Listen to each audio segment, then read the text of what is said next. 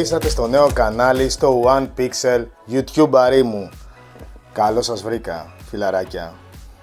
Είναι ένα κανάλι, όλοι με ρωτάγατε τι κανάλι θα ανοίξει Χρήστο, τι κανάλι θα ανοίξεις. Τελικά σας το λέω τώρα στην πρεμιέρα.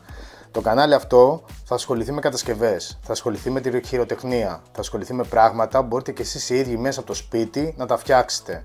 Αν και είχαμε κανονίσει διαφορετικά να γίνει η πρεμιέρα σε εξωτερικό χώρο, λόγω της καραντίνας και λόγω του lockdown που ζούμε όλοι μας, αυτό το βίντεο γράφεται μια εβδομάδα πριν την πρεμιέρα. Δεν ξέρω μέχρι τις 20 πώς θα είμαστε, πιστεύω να είμαστε καλά. Γίνεται η πρεμιέρα σε ένα δωμάτιο, από ό,τι είχατε καταλάβει, στο δωμάτιό μου.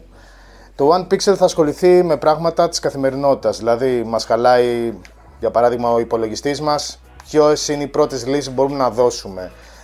Συντήρηση οικιακών συσκευών, θα ασχοληθούμε με φωτογραφία, θα ασχοληθούμε με πολλά πράγματα της τεχνολογίας και με απλά πράγματα, ώστε και σε εσάς να είναι βατά και να μπορείτε και εσείς οι ίδιοι με απλές χρήσεις να τα φτιάχνετε μόνοι σας, χωρίς να χρειάζεται τη βοήθεια κάποιου ανθρώπου ειδικού.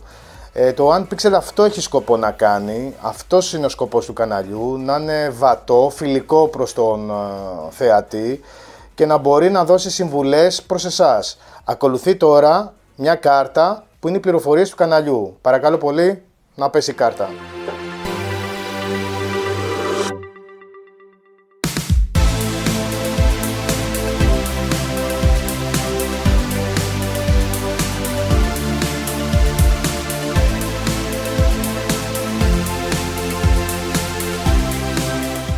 Αυτό είναι το κανάλι μας σε γενικές γραμμές, φιλαράκια μου. Πιστεύω να το αγαπήσετε αυτό το κανάλι. Έχει φιλοδοξία να μάθετε πολλά πράγματα μέσα από αυτό το κανάλι, μέσα από τα βίντεο που θα βγαίνουν στο YouTube.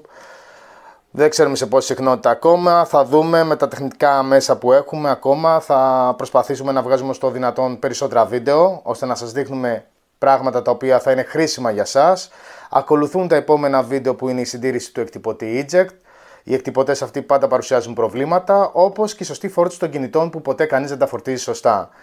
Θα ήθελα σε κάθε βίντεο να αφήνετε κάποια σχόλια κάτω στο βίντεο, αν σας άρεσε, τι θα πρέπει να δούμε, τι θα πρέπει να βελτιώσουμε, να κάνετε ένα like, ένα dislike αν δεν σας αρέσει κάτι και φυσικά να κάνετε subscribe, ώστε να σας έρχονται καινούργιες ενημερώσεις από τα καινούργια βίντεο. Είναι πολύ σημαντικό να κάνετε εγγραφή στο κανάλι.